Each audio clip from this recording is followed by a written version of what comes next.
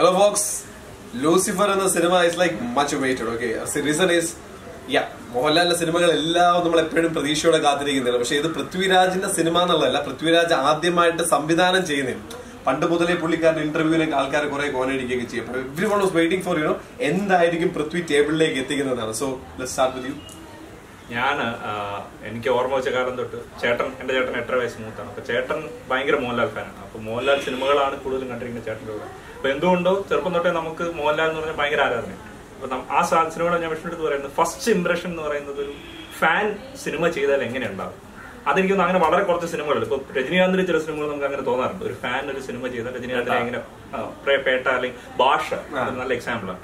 ഒരു ഫാൻ ചെയ്യുന്ന സിനിമയ്ക്ക് ഒരു ഭയങ്കര പ്രത്യേകതയാണ്. കാരണം ഒരു ഫാൻ ആകുമ്പോൾ പുള്ളിയുടെ നടന്റെ കുറെ സ്ട്രെങ്സ് നോട്ടീസ് ചെയ്തിട്ടുണ്ടാവും പഴയ സിനിമകളിൽ നിന്ന്, അല്ലെങ്കിൽ നമുക്ക് എന്ത് കാണാൻ അത് വ്യക്തമായിട്ട് അറിയാവുന്ന ഒരാളെ. അത് ശരിക്കും പൃഥ്വിരാജ് ഈ സിനിമയിൽ കാണിച്ചിട്ടുണ്ട്. കാരണം എന്ന് പറഞ്ഞാൽ ഇപ്പൊ നമ്മളൊരു നോക്കിക്കഴിഞ്ഞാൽ ഒരു സിനിമയുടെ മികവ് അല്ലെങ്കിൽ ഇപ്പൊ ഈ പറഞ്ഞൊരു വിഷ്ണു പറഞ്ഞൊരു എക്സാമ്പിൾ വളരെ കറക്റ്റാണ്. ഒരു പറവ് പോലത്തെ സിനിമയിൽ ഡയറക്ടോറിയൽ ഇത് കാണിക്കാനാണ് ശ്രമിച്ചെങ്കിൽ ഈ സിനിമയിൽ ഒരു നടനോട് അല്ലെങ്കിൽ ഒരു മനുഷ്യനോട് എന്തുമാത്രം ഒരാൾക്ക് ആരാധന ഉണ്ടെന്നുള്ളത് അത് രണ്ടുപേരും വരുന്ന ഫ്രെയിമിൽ പോലും വളരെ വ്യക്തമായിട്ട് നമുക്ക് ഫീൽ ചെയ്തത്.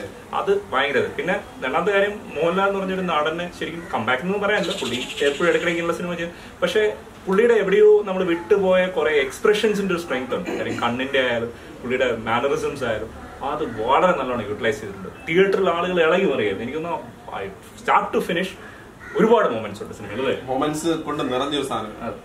3 hours ആണ് മൂവി. 2 hours 45 minutes ആണ്. നമുക്ക് അറിയാൻ പറ്റില്ല. ഫസ്റ്റ് ഹാഫ് ഭയങ്കര സ്പീഡിൽ പോയതുപോലെ തോന്നുന്നു. ഞാൻ എന്നിട്ട് വാച്ച് നോക്കിയപ്പോ 1.5 മണിക്കൂർ ഓൾറെഡി കഴിഞ്ഞു. എന്നിട്ടും സിനിമ ഇനിയും 1.5 മണിക്കൂറുണ്ട്. അപ്പം ഞാൻ ആദ്യം വിചാരിച്ചു എന്റെ ഈ സെക്കൻഡ് ഹാഫ് കുറച്ച് ഡ്രാഗിങ് ആക്കും. പക്ഷെ സെക്കൻഡ് ഹാഫ് അത്രയും കൂടാനുള്ള റീസൺ ഞാൻ അവസാനം ഇറങ്ങിയപ്പോ കുഞ്ഞുണ്ണിയുടെ അടുത്ത് പറഞ്ഞു. സാധാരണ എല്ലാ സിനിമകളും ഈ ലാസ്റ്റ് ഒരു 5-10 മിനിറ്റ്സിനകത്ത് എല്ലാ ഈ പറഞ്ഞ വില്ലന്മാരെയൊക്കെ ഒന്ന് ചെങ്ങ് തട്ടും. 5 മിനിറ്റിൽ തട്ടാനുള്ള ആൾക്കാരെല്ലാം തട്ടിയിട്ട് എല്ലാം ഓക്കെ, എല്ലാം ശുഭ എന്ന് പറഞ്ഞ സൂപ്പർ ഹീറോ. ഇതിനകത്ത് അങ്ങനെയല്ല. ഓരോ ആൾക്കാരെ എങ്ങനെയാണ് കൊല്ലുന്നത് അല്ലെന്നുണ്ടെങ്കിൽ അതിന്റെ ആ ഒരു സാധനങ്ങൾ മുഴുവൻ അതിനകത്ത് കാണിച്ചിട്ടുണ്ട്. ഓരോ ആൾക്കാരെ സ്പോട്ട് ചെയ്ത് അത് എനിക്ക് തോന്നുന്നു പൃഥ്വിരാജ് ഡെലിബറേറ്റ്ലി ചെയ്തതാണ്. കാര്യം മോഹൻലാൽ ആസ് ആൻ ആക്ടർ എത്രത്തോളം ആ ഒരു പവർഫുൾ ഇമേജ് അതിനകത്ത് കൊണ്ടുവരാൻ പറ്റും. ഇനി ഒരു മൂവി എടുക്കണമെന്നുണ്ടെങ്കിൽ ഭയങ്കര പാടാണ്. ഇതേ ഒരു സ്ട്രെങ്തിൽ മൂവി എടുക്കാൻ ഭയങ്കര ബുദ്ധിമുട്ടുള്ള ഒരു കാര്യമാണ്.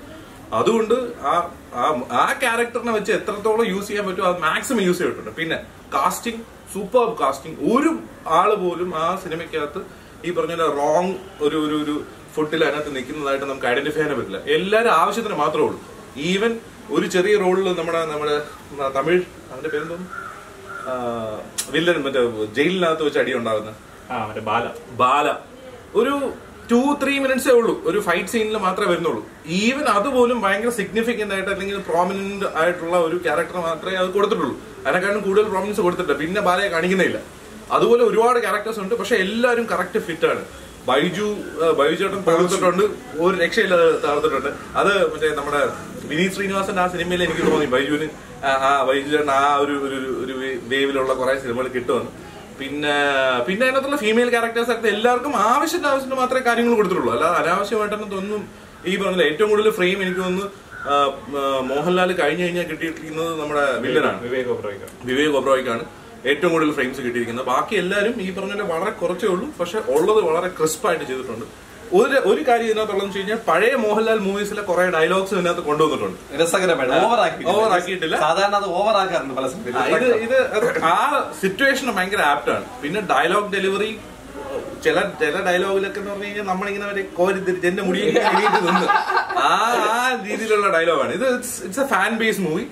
മോഹൻലാലിനെ ഇഷ്ടപ്പെടുന്ന അല്ലെന്നുണ്ടെങ്കിൽ മോഹൻലാൽ എന്ന ആക്ടറിനെ ഇഷ്ടപ്പെടുന്ന എല്ലാവരും പോയി ഈ സിനിമ കാണണം, കണ്ടേ പറ്റുള്ളൂ. കാര്യം അത്രയും നമുക്ക് ആ ഒരു മനുഷ്യനോടുള്ള ആരാധന നമുക്ക് ഇങ്ങനെ കൂടി വരും. ഇത് ഫിലിമാണ് ഡെഫിനറ്റ്ലി. ഈ പറഞ്ഞ പോലെ നമ്മുടെ ഒരു ഫിക്ഷണൽ സാധനം ആയതുകൊണ്ട് നമുക്ക് അത്രത്തോളം നമുക്കത് എൻജോയ് ചെയ്യാൻ പറ്റും. ഞാൻ ഈ സിനിമ നമ്മൾ ഒരുമിച്ചല്ല ആക്ച്വലി സിനിമ കണ്ടത്. എനിക്ക് ജോലിയുടെ ഭാഗമായിട്ട് 2 തവണ സിനിമ കണ്ടിരുന്നു ഈ 3 മണിക്കൂറിനിടയ്ക്ക്. അപ്പോൾ സിനിമ കണ്ട് മാത്രമല്ല, വിജേഷ് പറഞ്ഞൊരു കാര്യം പെർഫെക്റ്റ് ആയിട്ട് തോന്നി. സീൻ എന്ന് വെച്ച് കഴിഞ്ഞാല് പല ക്യാരക്ടർ, ഇപ്പൊ ബാലയുടെ എക്സാമ്പിൾ പറഞ്ഞു, അതുപോലെ വളരെ കുറവ് 1-2 സീനിൽ മാത്രം വരുന്ന കഥാപാത്രങ്ങളുണ്ട്. ഈവൻ നമ്മുടെ നന്ദുചേട്ടന്റെ ക്യാരക്ടർ 2 സീനിൽ ചെറുതായിട്ട് വരുന്നുള്ളൂ. പക്ഷെ ഈ കൊച്ചു ജസ്റ്റ് തല കാണിച്ചു പോകുന്ന ക്യാരക്ടേഴ്സ് എല്ലാം ഡിഫൈൻഡ് ആണ്. എല്ലാവർക്കും വ്യക്തമായ ഒരു മോട്ടീവ്, അവരുടെ കഥാപാത്രം, സ്വഭാവം എന്താണ്, എല്ലാം ഈ ചെറിയ സ്കോപ്പിൽ കൃത്യമായിട്ട് വരച്ച് കാണിക്കുന്നുണ്ട്. അപ്പൊ ക്രെഡിറ്റ് ഒന്ന് പോവേണ്ടത് ഒബ്വിയസ്ലി പൃഥ്വിരാജ് എന്ന ഡയറക്ടറിന്റെ ആ ഒരു ഓരോ ഇതിലും കൊണ്ടുവന്നൊരു ശ്രദ്ധയാണ്. രണ്ടാമത് മുരളി ഗോപി എന്ന എഴുത്തുകാരൻ, പുള്ളിക്കാരന്റെ ഒരു പൊളിറ്റിക്കൽ തോട്ട് നമുക്ക് ഇയാളുടെ ഏത് സിനിമ കണ്ടാലും നമുക്ക് അറിയാവുന്നതാണ്. അത് ഇതിലും വളരെ ക്ലിയർ കട്ടായിട്ട് അറിയാൻ പറ്റുന്നുണ്ട്. പൊളിറ്റിക്കൽ സിനിമ എടുക്കുന്നതിന് പുള്ളിയുടെ ആ ഒരു സോഷ്യൽ കമ്മിറ്റ്മെന്റ്, എനിക്ക് ഇത് മെസ്സേജ് പാസ് ചെയ്യണം എന്നൊരു ചിന്ത അതിൽ വരാറുണ്ട്. ബാക്ക്ഗ്രൗണ്ട് സ്കോർ എനിക്ക് ഒരുപാട് ഇഷ്ടമായി. റീസൺ എന്ന് വെച്ച് കഴിഞ്ഞാല് പല സമയത്തും ഇവര് പറഞ്ഞ പോലെ മൊമെന്റ്സ് ഉണ്ട്, നമുക്ക് സത്യം പറഞ്ഞാൽ രോമാഞ്ചം തരുന്ന മൊമെന്റ്സ് ഉണ്ട്. നമ്മൾ ലാലേട്ടന്റെ സിനിമകൾ കണ്ടുവരുമ്പോഴത്തേക്കും നമ്മൾ സ്പടികമൊക്കെ കാണുമ്പോൾ ഇപ്പോഴും ചില സീൻ തിയേറ്ററിൽ TV കാണുമ്പോൾ കൈ എഴുന്നേറ്റ് നിന്ന് കൈ അടിക്കുമെന്നൊക്കെ പറഞ്ഞു. അതുപോലത്തെ ഒരുപാട് മൊമെന്റ്സ്, ഒരു മൊമെന്റ് അല്ല, അങ്ങനത്തെ ഒരുപാട് മൊമെന്റ്സ് ലൂസിഫറിലുണ്ട്. ഇങ്ങനെ ആ സിനിമയുടെ പല പോർഷൻസിലായിട്ട് ഒരേപോലെ ഒരു മൊമെന്റ് അല്ല ത്രില്ല്, ആദ്യം മുതൽ ആ മൊമെന്റ്സ് ഇങ്ങനെ ഈവൻലി സ്പ്ലിറ്റ് ആയിട്ടുണ്ട്. എനിക്ക് second half first half compare ചെയ്തപ്പോൾ കുറച്ച് ഡ്രാഗ് ആയിട്ട് തോന്നി. പക്ഷെ എന്റെ കൂടെ കണ്ട എല്ലാവർക്കും അത് വേരി ചെയ്തു. പക്ഷെ എല്ലാവർക്കും സിനിമ ഇഷ്ടപ്പെട്ടു. ഓൾ ഇൻ ഓൾ ടോട്ടാലിറ്റി, അതിന്റെ സ്ക്രിപ്റ്റ് ആണെങ്കിലും ഡയറക്ഷൻ ആണെങ്കിലും, നേരത്തെ cinematography, music, film is nice and performance wise also അത്യാവശ്യം ആ സിനിമ തിയേറ്ററിൽ കാണുക. കാരണം സൗണ്ട് ഇതിന് വലിയൊരു ഫാക്ടറാണ്, ക്ലാരിറ്റി ഒരു ഫാക്ടറാണ്. വലിയൊരു സ്ക്രീനും നല്ല സ്ക്രീനിൽ കാണുക എന്നുള്ളത് എന്റെ എക്സ്പീരിയൻസ് ബിൽ തന്നെ ഒരുപാട് കൂട്ടുന്ന ഒരു സാധനമാണ്. സോ ഡെഫിനറ്റ്ലി പോയി കാണുക തിയേറ്റേഴ്സിൽ. രണ്ടു മൂന്ന് കാര്യങ്ങൾ കൂടെ ഉള്ളത്. ഒന്ന്, ഞാൻ വിജേഷിനടുത്ത് പറയുന്നു, ഈ സിനിമയിൽ വേറെ പ്രത്യേകത എനിക്ക് ഫീൽ ചെയ്തത്, മെയിൽ ക്യാരക്ടേഴ്സിൽ മെജോറിറ്റി ആളുകൾ ഭയങ്കര ബേസ് സൗണ്ട് ഉള്ളവർ. ഏത് ക്യാരക്ടറിനെ എടുത്തു നോക്കിയാൽ അപ്പോൾ ഒരു വളരെ വീക്ക്. ഞാൻ എപ്പോഴും വിശ്വസിക്കുന്ന ഒരു കാര്യമുണ്ട്, കാസ്റ്റ് ചെയ്യുമ്പോൾ ഒരു സ്ട്രോങ് ക്യാരക്ടറിന് എപ്പോഴും സ്ട്രോങ് സൗണ്ട് വേണം.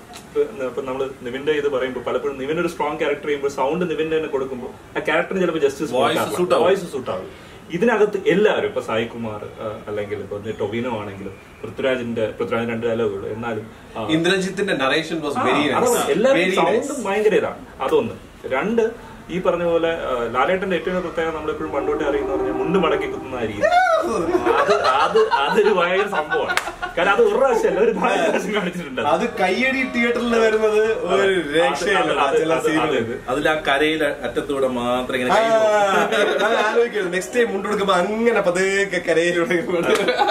പിന്നെ ഞാൻ ലാസ്റ്റ് ആ ഒരു നോട്ടം കണ്ടത് സാഗരേഡിയസ് ജാക്കിയിലാണ്. സാഗരേഡിയസ് ജാക്കിയില് മനോജ് കെജനും ആരും ഇങ്ങനെ നോക്കുന്ന ഒരു സാധനമുണ്ട്. അത് ഇതിനകത്ത് ഒരു 3-4 പ്രാവശ്യം ഇങ്ങനെ ആ കണ്ണിന്റെ ഇത്. കാരണം പുള്ളി വെറും എക്സ്പ്രഷൻസ് കൊണ്ട് ത്രെറ്റ് കൺവേ ചെയ്യുന്ന, ഇത്രയും എഫക്റ്റീവ് ആയിട്ട് കൺവേ ചെയ്യുന്ന ഒരു മനുഷ്യൻ ഞാൻ കണ്ടില്ല. കാരണം ഒന്നും പറയുന്നുണ്ട്, പുള്ളി വെറുതെ നോക്കുന്നതിൽ തന്നെ ഞാൻ നിന്നെ തട്ടിക്കളയും എന്നുള്ളത് വളരെ എവിഡന്റ് ആയിട്ട് പറഞ്ഞിട്ട് പോകുന്ന ഒരു സാധനം. ആ സിനിമയിൽ മൊത്തം പുള്ളിക്കാരൻ മറ്റേ കേരളത്തിലെ ഒരു പൊളിറ്റീഷ്യനെ പോലും മുണ്ടുകൊടുത്ത് കാണുന്നെങ്കിലും വെരി ലാസ്റ്റ് സീൻ നമ്മൾ പറയുന്നില്ല, ഡിഫറൻസ്.